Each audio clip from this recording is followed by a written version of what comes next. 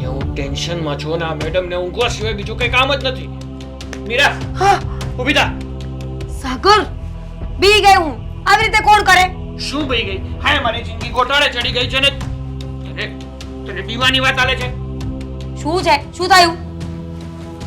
અરે મીરા, મને છે ને અત્યારે બહુ ટેન્શન થાય છે અને મારી ઉપર છે ને આખું આપ તૂટી પડ્યું હોય ને એવું લાગે છે મને.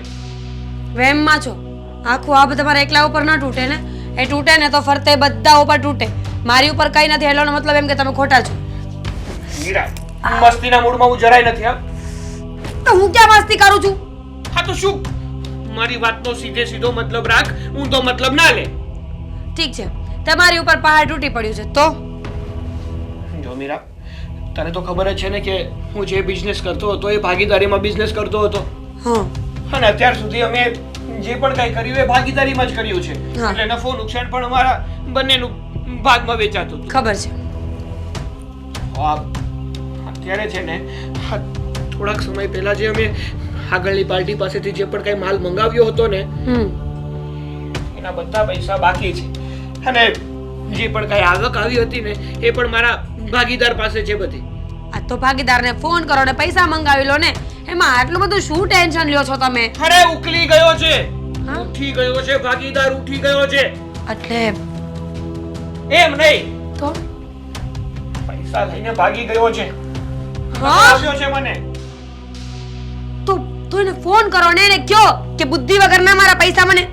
સાગર, પોલીસ કેસ કરો એના ઉપર. મને ખબર છે કે પોલીસ કેસ કરશો એટલે બધા પૈસા પાછા આવી જ જશે. અરે વાહ, કેટલી સમજદાર છે મારી પત્ની, કેટલી સમજદાર છે. શું કહું હવે હું આનું તો. તમે મને મગજમાં નહીં આવ્યું હોય કે હું એને ફોન કરું, પોલીસ કેસ કરું. નહીં મગજમાં આવ્યું હોય મને તો કર્યો કેમ નહીં? અરે ફોન 17 કર્યા, એક ફોન રિસીવ નથી કરતો. મારો ફોન છે ને હું ગમે એટલી વાર એને કરું છું ને બિઝી બતાવે છે અથવા તો સ્વિચ ઓફ બતાવે છે એનો ફોન. અરે પણ તમે ના કરો તો કઈ નહીં ને કેસ કરો ને. એ લોકો તો કરશે ને. શું કરશે? ફોન.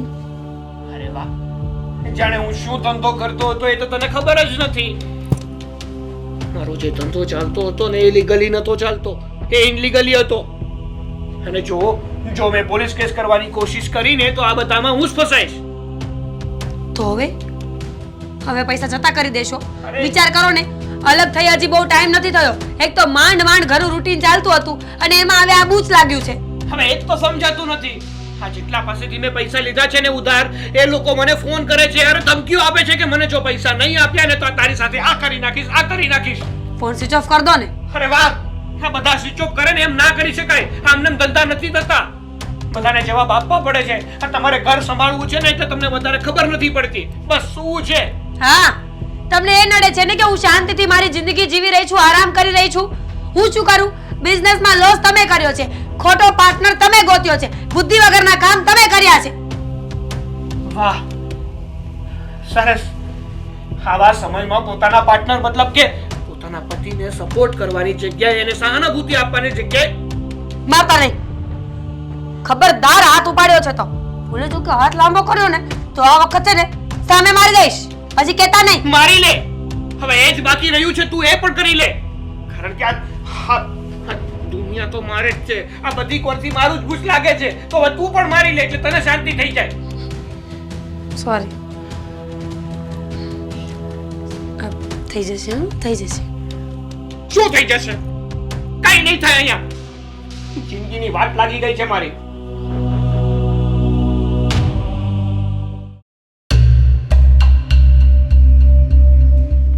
બા, હું બોલાવ્યો મને? દવાખાને જવું છે? ના, આ ચારેયને મેં બોલાવેલા. બેવ છોકરાઓને ને એની વહુને સમજાવવા માટે કે કદાચ તમારા કોઈનું ન માને પણ મારું માની જાય અને પાછા ભેગા થઈ જાય તો આપણો માળો વિખાતો રહી જાય. પણ બેમાંથી કોઈ સમજતા નથી અને ન બેવની વહુ બસ પપ્પાને કયો ભાગ આપી દે. બસ એને મારી મિલકત ઉપર દાસ છે. મા બાપનું શું થાય એ કાંઈ ખબર જ નથી એમને ને. નહીં, એને કરવું એ નથી. મેં તો એને એમ કીધું કે આ તો ઠીક છે, તારા બાપ પાસે થોડું ઘણું છે આ અને તમે બેઉ જણા ભાગ માગો છો. માની લો કે તમારો બાપ પણ નોકરી કરીને જ કમાતો હોત ને ઘર ચલાવતો હોત તો તમે ભાગમાં શું માગત? તો કે તો કાંઈ ન માગત ને અહીંયા કોઈ દી આવત નહીં. આ છે એટલે અમને લોકોને અમારો ભાગ જોઈએ છે. તો એને તમારે કહી દેવાય ને કે ભાગ તો આજે નહીં મળે અને કાલે નહીં મળે. અહીંયા રહેવું હોય તો એનું ઘર છે, ભલે રહે અને જે કરવું એ ભલે કરે. તમ તારે હું આખી જિંદગી સારી નહીં રાખી, એની પાસે એક રૂપિયો નહીં માગું. બાકી હું છે ને મારી મિલકતમાંથી એક રૂપિયો એને આપવાનો નથી. એને ગમે એમ કરવું હોય ને એમ કરે. બાકી મારે છે ને એ જોતા નથી, મારે એની લાલચે નથી. આ તો તમે એવા જ એને બોલાવે શું કામ જોવે? નરેશ, મને એમ કે જ્યાં સુધી હું જીવું છું ને ત્યાં સુધી આ ઘરમાંથી કોઈ નોખું ન થાય. મારો આ પંખીનો માળો વિખાય નહીં. બસ મારો તો એ જ પ્રયત્ન હોય કે બધાય હળી મળીને ભેગા રહે. પણ નથી તું સમજતો, નથી એ બે સમજતા. એને ભાગ જોઈએ છે ને તારે ભાગ આપવો નથી, તો આમાં ભેગું કેમ થશે? અરે પણ મારે ક્યાં સમજવાનું જ રહ્યું? હું ક્યાં જુદો થયો છું? મેં એને કીધું નથી કે ભાઈ તમે જુદા થઈ જાઓ. ભલે ને અરે હું કઈ ના નથી પડતો એને રહેવાની. અને ભાગ એને જોવે તો ભાગ હું એ મિલકત કરીને એને કમાણા હતા, એ એને પરસેવાની કમાણી એની સહી. તે ભાગ માગે છે. ભાગ ના માગવાનો હોય જ્યાં આપણો હક હોય. જ્યાં હક ન હોય ને ત્યાં આપણે માગવાનું ન હોય. હક હોય અને માગવીને એ કોઈ આપ્યું ન ગણાય, એ ભીખ કહેવાય, ભીખ. એવું એ લોકો ક્યાં સમજે જ છે? બસ એ લોકોને તો એમ જ છે કે તારી મહેનતનું જે છે ને એમાં એ લોકોને ભાગ જોઈએ. અને નરેશ, એક બીજી વાત એ કહું તને, આજે નહીં ને કાલે ક્યારેક ને ક્યારેક તો એ બેઉને તારે ભાગ આપવો જ પડશે ને. તો એના ભાગનું આપી દે ને તારું મારું રાખ. આપી દે એ લોકોને અને તારું ને મારા પૂરતું જોગું રહેવા દે. એવું ક્યાં લખી દીધું છે કે બાપે એના દીકરાને ભાગ આપવો જ પડે? એવું ક્યાંય લખ્યું નથી. આ તો મા બાપ એની ફરજ સમજીને એને ભાગ આપે છે. બાકી એવું કહે છે નહીં કે એને ફરજિયાત ભાગ દેવો જ પડે. અને આવા છોકરાને ભાગ થોડો દેવાનો હોય જે એના મા બાપની ઈચ્છાને ન સમજે, મા બાપ કે એમ કરે ને એની સામે ફાવે એમ બોલે, પગમાં પડાવે કે એવું બોલતો તો ખબર મારી સામે. અને એવા છોકરાને હું ભાગ આપું? ક્યારેય નહીં. હા, હું મરી જાઉં પછી એને હુજે કરવું કરે આ મિલકતનું. બાકી હું હા હું હારો છું એટલે હું આ બધું છે ને એમણે રાખું છું. બાકી હું જો ખરાબ હોય ને એની જેવો કપાત રહું ને તો આ બધું હું આપી દઉં અનાથ આશ્રમના દાનમાં અને પછી મરું. એના જેવા આપણે થઈએ તો એનામાં ને આપણામાં ફરક શું? શું કામ એવું થવાનું? અને હું તો કહું છું કે તારા બે દીકરા છે ને તારી નજર સામે એ લોકો સુખેથી રહે તેમાં તને શું વાંધો છે? અરે મને કાંઈ વાંધો નથી, સુખેથી રહે, બધા આપણે હળી મળીને હારે રહીએ, મારે એ જ જોવે છે. પણ એને એ નથી જોતું. એને છે ને બંધનમાં નથી રહેવું. આ કોઈને અત્યારની વેજાને છે ને બંધનમાં નથી રહેવું. નકર અમે હતા જ ને, અમે કેટલા 8 ભાઈઓ હતા અને બધાના લગ્ન થઈ ગયા તોય બધા એક છાપરે ને એક નીચે રહેતા એક ચૂલે જમતા હતા, બધાને એક ઓસરીએ બધાના ભાણા પડતા હતા. એ બધું હું ભૂલી જવાનું. આ પરિવાર વિખાય છે ને ત્યારથી જ આ બધું કલેશ ઘરમાં જાય છે. નરેશ, આ બધી મને ખબર છે, પણ બેટા એક વાત યાદ કર અને એક વાત યાદ રાખ. આ શરીરના કાંઈ ભરોસા નથી. જો ક્યારેક અટક્યું, ભગવાન કરે તને તું 100 વર્ષનો થા અને તારા પર જે દુઃખ આવવાનું હોય ને બધું ભલે મારા ઉપર આવે, પણ બેટા શરીરના ભરોસા થોડા છે.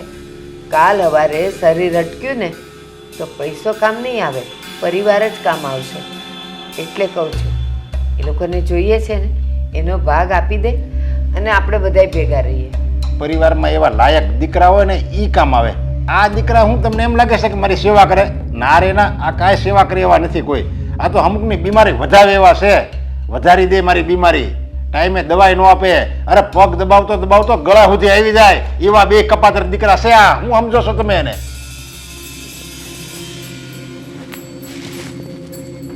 હે ભગવાન, ન મારો દીકરો સમજે ન એના દીકરાઓ સમજે. મારે તો શું કરવું ને એ મને ખબર નથી પડતી.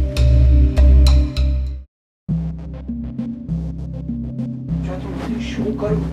આ લેણદારોના ફોન ઉપર ફોન આવે છે, કેટલાને જવાબ આપું? પૈસા મારી પાસે કાંઈ નથી. અને આ ભાગીદાર કેટલી એને શોધવાની કોશિશ કરી, ફોન કરવાની કોશિશ કરી, પણ એ છે કે મળતો જ નથી. શું કરું? સાગર, મીરા, મારા ફોનમાં કોઈનો નવા નંબરમાંથી ફોન આવે છે. તમારું પૂછે છે શું કહું? નક્કી લેણદારોના જ ફોન હશે. હવે એની પાસે તારો નંબર ક્યાંથી આવી ગયો? મને શું ખબર બાબા? જો મીરા, તારા ફોનમાં કે મારા ફોનમાં જ્યારે પણ ફોન આવે ને કોઈ મારા વિશે પૂછે ને તો એને કહી દેવાનું કે એ ઘરે નથી અથવા કે બહાર ગયા છે. સાગર, આટલું બધું ટેન્શન લો છો, થોડું કઈ વિચાર કરો ને. કેવી રીતે દેણામાંથી બહાર નીકળશો? અને માંગવા વાળા તો ઘરે પણ આવી શકે ને. આ તો સારું છે કે કોઈ ઘરે હજુ આવ્યું નથી. જ્યારે કોઈ ઘરે આવશે ને તો ગામમાં કઈ ઇજ્જત નહીં રહે આપણી. અરે મને ખબર છે કે જો આ લોકો ઘરે આવ્યા ને તો આપણી ઇજ્જતના ધજાગરા થઈ જશે. પણ હું શું કરું યાર? મને થોડી ખબર હતી કે મારો ભાગીદાર આ પૈસા લઈને નીકળી જશે અને આ બધા પૈસા મારી ઉપર આવશે. પણ હવે કંઈક તો કરવું પડશે ને. જે બિઝનેસ તમે ચાલુ કર્યો હતો એનું નુકસાન પણ તમારે જ ભરવું પડશે. એ તો સમજાતું નથી. એક તો પૈસાના નામ ઉપર કાંઈ નથી મારી પાસે અને આ લેણદારો છે કે ફોન કરવાનું બંધ નથી કરતા. અરે કહું છું કે હું મારા ભાગીદારની જેમ ભાગી તો નથી ગયો ને. હું છું તો ઘરે જ ને. હું તમારા પૈસા આપી દઈશ પણ થોડોક તો ટાઈમ આપો. પણ એ લોકો છે કે સમજવાનું નામ નથી લેતા. સાગર, એ તો કહેવાય છે ને કે લેણાનો ધણી લાડકો હોય. એને મજા આવે એમ ફોન કરીને બોલ્યા કરે. મજા આવે ત્યારે ફોન કરે. ગમે તે કરી શકે. કારણ કે આપણે પૈસા આપવાના છે, લેવાના નથી. અને આમ પણ જ્યારે આ સમય ખરાબ ચાલતો હોય ને ત્યારે બધા બધું કરે. આ કહેવાય ને કે કૂતરું પણ મોઢું ચાટી જાય. હા મીરા, તારી વાત સાચી છે. આ મુસીબતમાંથી હવે નીકળવાનો જેમ બને ને એમ જલ્દીથી રસ્તો કાઢવો જ પડશે. જો રસ્તો નહીં કાઢીએ ને તો મને એવું લાગે છે કે આપણે છે ને કાદવમાં વધારે ને વધારે ફસાતા જઈશું અને બહાર નીકળવું હશે ને તો પણ નહીં નીકળી શકીએ. ના સાગર, બહાર તો નીકળવું જ પડશે ને. મને પણ ડર લાગે છે. સમજાતું નથી કે આપણે શું કરીશું. એક તો ઘરમાં પણ આપણા સંબંધો સારા નથી કે પપ્પાને વાત કરી શકીએ. નહીં તો પપ્પા કંઈક રસ્તો કરત ને આ વાતનો. મીરા, શું? એક આઈડિયા આવ્યો. આપણે બોલો શું? પણ મને નથી લાગતું કે એ શક્ય બની શકે. બોલ્યા વગર કેમ ખબર પડે સાગર? અરે પણ હું કહું છું ને નહીં થાય તો શું કહેવાનો મતલબ? હા તો રેવા છોડો. ના ભાઈ, કહું છું. હા, ઊભી રહે. હું એવું વિચારું છું કે હું આદિભાઈને વાત કરું તો. શું વાત કરો છો? એ તો ઉલટાની તમારી ખિલ્લી ઉડાવશે. આખા ગામમાં જઈને વાતો કરશે કે જોયું, મોટા ઉપાડે અલગ થઈને ગયો હતો, હવે જોવો કઈ ભેગું થતું નથી ને દેણામાં ડૂબી ગયો છે મારો ભાઈ. અરે પણ મીરા, મારી વાત સાંભળ. ગમે એમ તો એ મારો ભાઈ જ છે ને. મારો ભાઈ મને નહીં સમજે તો કોણ સમજશે? મને નથી લાગતું કે આ બીજા વ્યક્તિઓ મને સમજે. પણ છે તો અમે એક જ લોહીના ને. એને નહીં દઈ આવે મારી. મને શું ખબર. ઠીક છે, તો એકવાર વાત કરી જુઓ ને. કદાચ આદિભાઈ માની જાય ને આ વાત સોલ્વ થવી હોય તો થઈ જાય. પણ જો હા બધી વાત નહીં કરતા, નતર એમને તો ફાવતું મળશે. જે જરૂર પૂરતી વાત હોય ને એટલું જણાવજો. મેઇન મુદ્દા. ઓકે? હા મીરા, તારી વાત તો સાચી છે કે ઓલા જેવું છે કે આપણે જો કોઈની સામે પોતાનું દુઃખ વ્યક્ત કરીએ ને તો એ મદદ તો નથી કરતો, પણ ઉલટાનો આપણને વેલ્યુ વગર ના કરે છે. તો શું? સારું, હું અત્યારે ફોન કરું. હા તો જાઓ ને, બહાર જઈને ફોન કરો ને ફટાફટ. હું એવું કહું છું કે ફોન નથી કરવો. આ વાત એવી છે ને કે જો રૂબરૂ જઈને વાત કરીશ ને તો જ સારું. હા તો સારું, તમે કહો એમ. હા ચાલ, હવે હું જાઉં છું. સીતારામ. સીતારામ.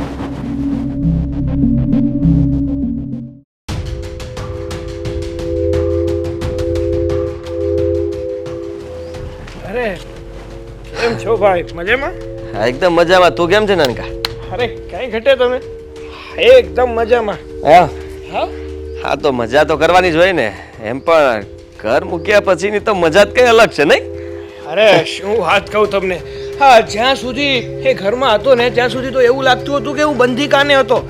પણ જેવો એ ઘરમાંથી નીકળો છું ને એટલે આઝાદ પંખીની જેમ આમ મેં એવો બિઝનેસ ચાલુ કર્યો ને કે એકના ડબલ પૈસા. એવો બિઝનેસ ચાલુ કરી નાખ્યો.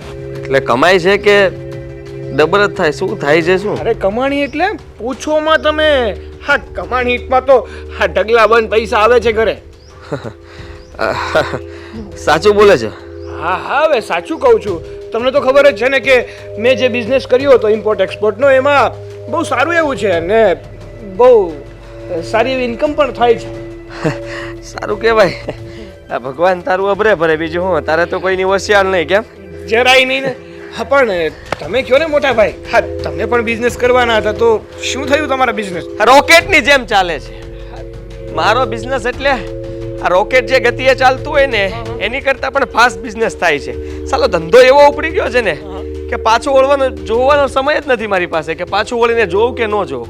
વાહ, શું વાત કરું! તો તમારો ધંધો પણ એવો જ ચાલે છે ને મારો ધંધો પણ એવો જ ચાલે છે એમ ને? હા પણ એક છે ને એમાં ધંધામાં પૂછું હતું કે તારે ઇમ્પોર્ટ એક્સપોર્ટમાં સારું હોય તો મારામાં પૈસા વધી ગયા છે તો થોડાક પૈસા તારામાં નાખી દઉં. ના ના, એમાં એવું છે ને ભાઈ કે આમાં પૈસા છે, નો ડાઉટ પૈસા છે, પણ હા, જો બહારથી બીજા પૈસા લાવીને હું નાખું ને તો આમાં બધું સરભર જેવું છે.